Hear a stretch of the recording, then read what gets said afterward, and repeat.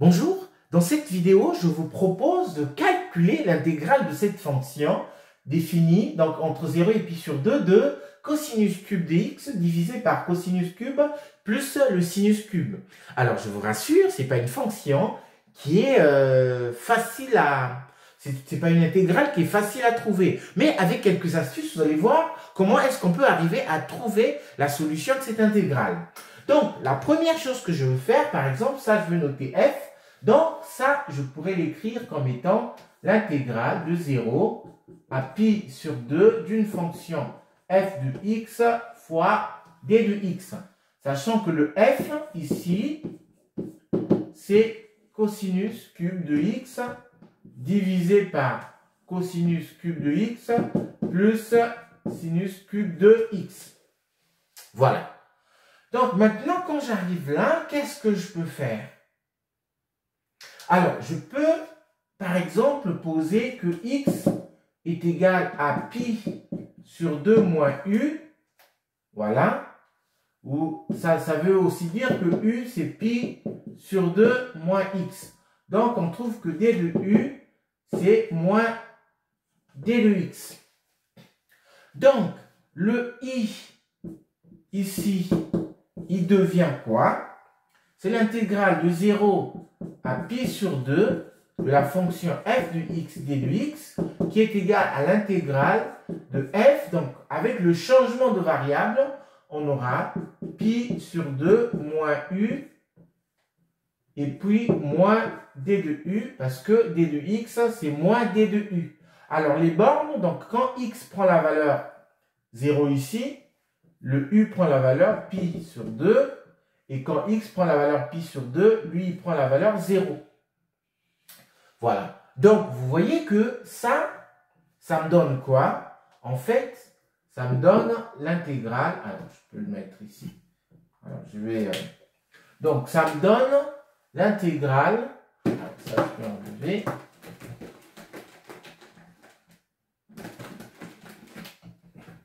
Donc, ça me donne quoi? Ça me donne i qui est égal à l'intégrale de 0 à pi sur 2 de f de x d de x qui est égal à l'intégrale de 0 à donc de pi sur 2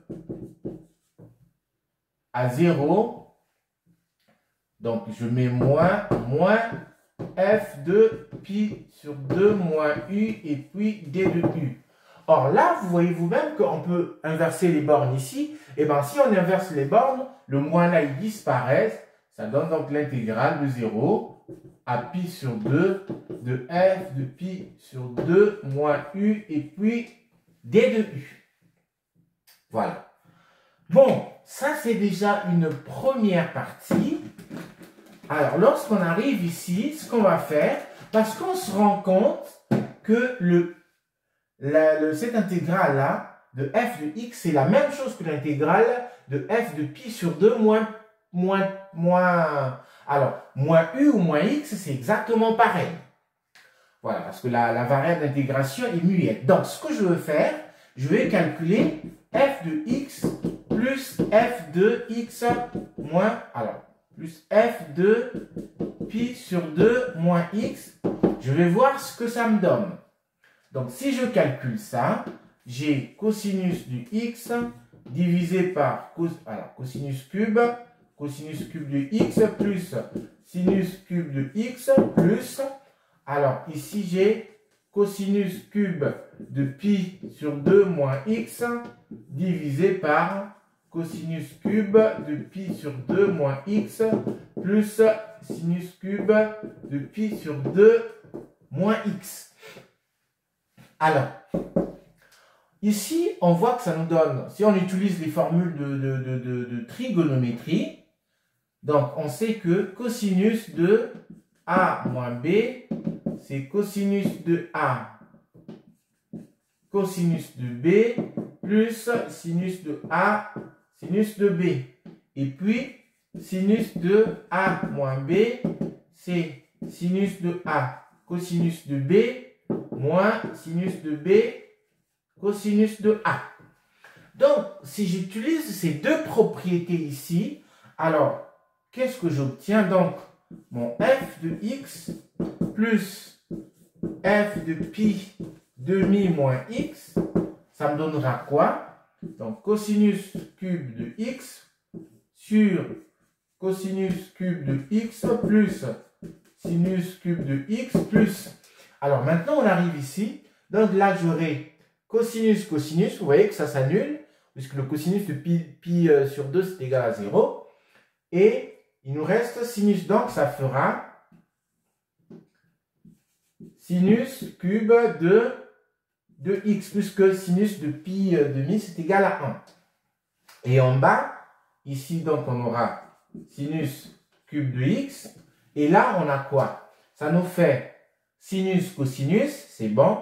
Par contre, cosinus, sinus, ça s'annule. Donc, c'est plus cosinus cube de x.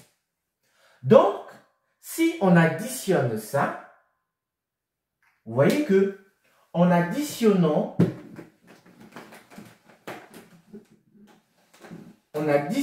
ces deux fonctions, eh ben, on va trouver cosinus cube de x plus sinus cube de x divisé par cosinus cube de x plus sinus cube de x, et ça, c'est égal à 1.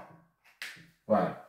Donc, du coup, si je reviens à mon intégrale ici, qu'est-ce que j'ai?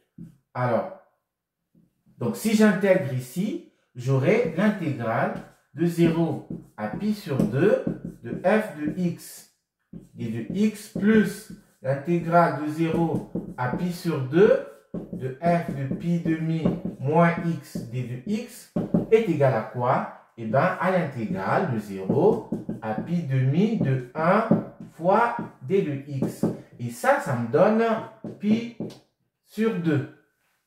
Voilà. Or, vous vous rappelez que ça, c'est égal à i, mais ça aussi, c'est égal à i. Donc, j'obtiens que 2i, c'est égal à pi sur 2. Et bien, ça me donne que mon i est égal à pi quart. Voilà. Voilà donc le résultat de notre calcul. Voilà. Merci de m'avoir suivi.